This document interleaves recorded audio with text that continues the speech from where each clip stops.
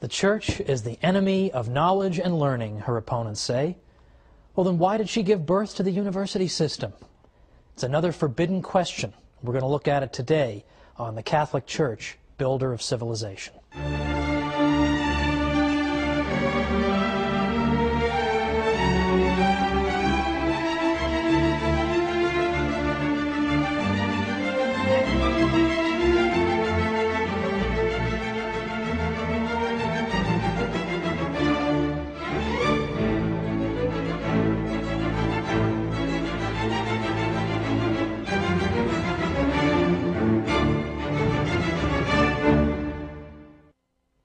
Welcome to the Catholic Church, Builder of Civilization.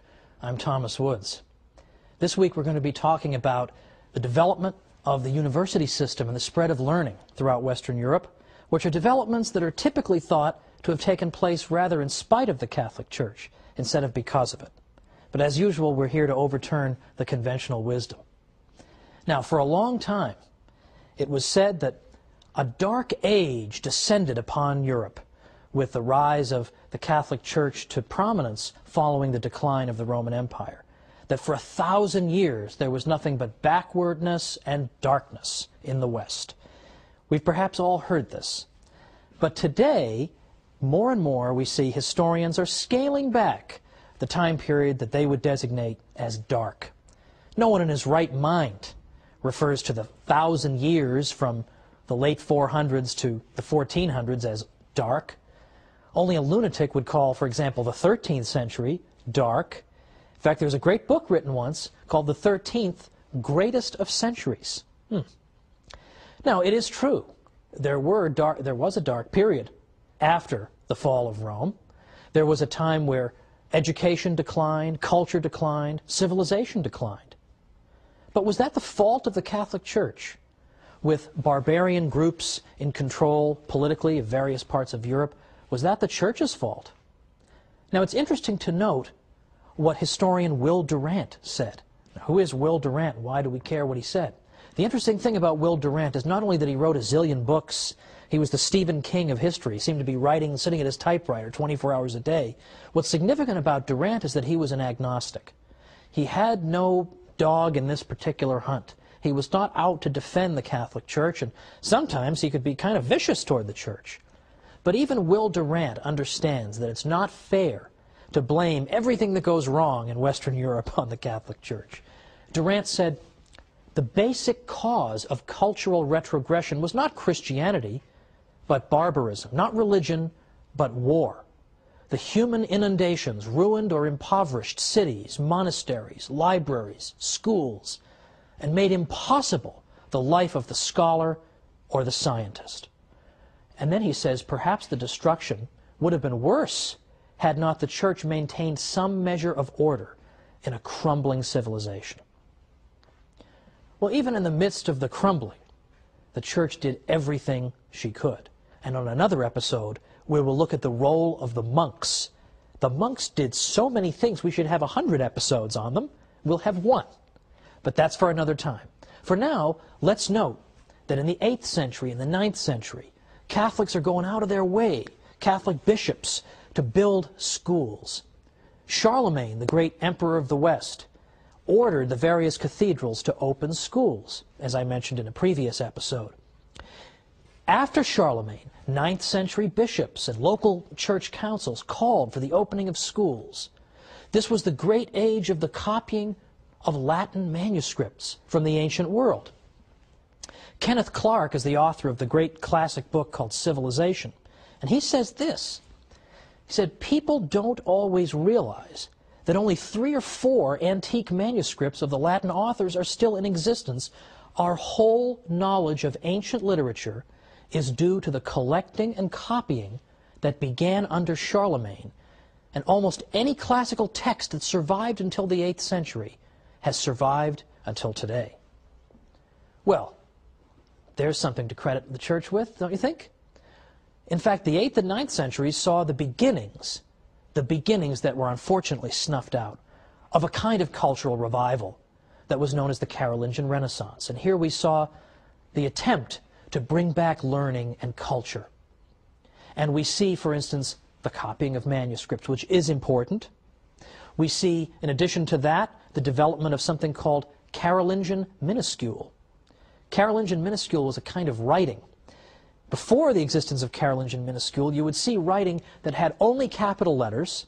And if you ever get an email from somebody who sends you an email in only capital letters and you just can't bear to look at it, you know, who is this barbarian writing to me in all caps? It's annoying, it's hard to read, it takes longer to write. They also had no spaces between the words before Carolingian minuscule, no punctuation. So imagine just a big block of capital letters. That's a lot of fun to read. Beyond that, because of geographical isolation, people in this part of Europe, rather than this part of Europe, would develop their own script that was largely indecipherable to people from another part of Europe. Whereas it was monks who helped develop what was called Carolingian minuscule. Minuscule because it introduced the idea of lowercase letters. It also introduced spaces between the words, punctuation, and it constituted a single script, a single standardized kind of writing, so that people could travel throughout Western Europe and could understand each other. Well, that's no small contribution. That's one of the great contributions to the cause of literacy in the world. And that came out of this Carolingian Renaissance. Unfortunately, the Carolingian Renaissance died a premature death, largely because of more waves of invasion by still other barbarian groups. The 9th and 10th centuries, the 800s and 900s, saw wave upon wave of invasions by various groups, by the Muslims, by the Magyars, and by the Vikings. And these waves of invasion were devastating to the West. Monasteries were sacked and destroyed, as were centers of learning.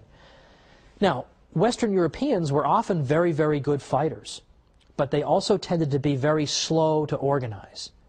So by the time they could get themselves together, the raid was all over and they'd been sacked. And this happened year after year.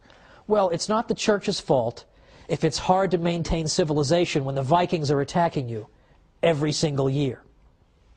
And when we consider that one of the best known of these attackers was a man named Thorfinn Skullsplitter, we can get a little flavor of what this must have been like to live at that time.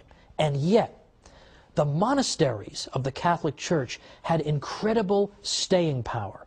They were among the most resilient institutions that ever existed, because you can destroy one of them, but there's still hundreds more, and even if you destroy all but one, the one can restore the culture. Christopher Dawson was one of the great Catholic historians of the 20th century. For a while he taught at Harvard.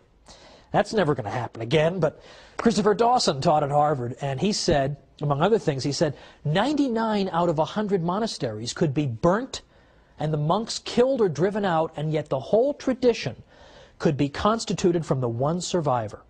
And the desolate sites could be repeopled by fresh supplies of monks who would take up again the broken tradition, following the same rule, singing the same liturgy, reading the same books and thinking the same thoughts as their predecessors.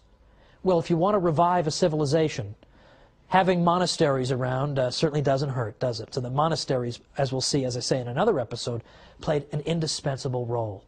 They could, no matter how many of them you destroyed, it could start all over again because of the remnants.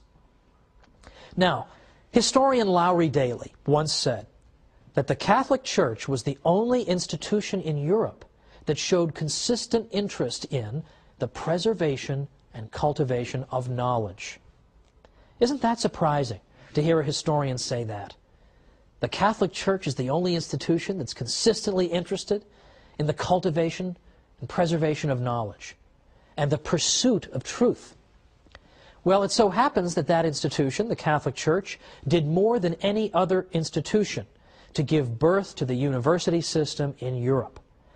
The university was a unique creation of the High Middle Ages in Europe. And when we say High Middle Ages, we typically mean perhaps 1150 to 1200, all the way to perhaps 1350 or 1300, that time period.